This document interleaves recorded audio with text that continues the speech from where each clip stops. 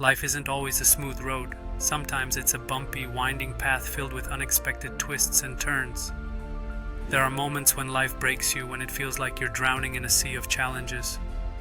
These moments can be overwhelming, leaving you feeling lost, defeated, and alone.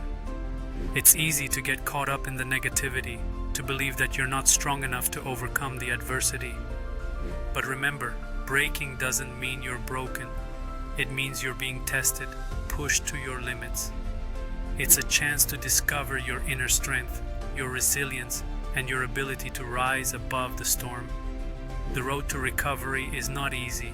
It requires courage, perseverance, and a willingness to face your fears. But with each step, you'll become stronger, more confident, and more capable of handling whatever life throws your way. So, the next time life breaks you, don't let it define you. Embrace the challenge, learn from it, and grow stronger. Remember, you are not alone. We all face adversity, but it's how we respond to it that truly matters. Break through the darkness, find your light, and emerge from the storm stronger than ever before. Recognize that we are never alone in facing these hurdles. Everyone encounters their share of struggles, but it's how we choose to respond that defines our path.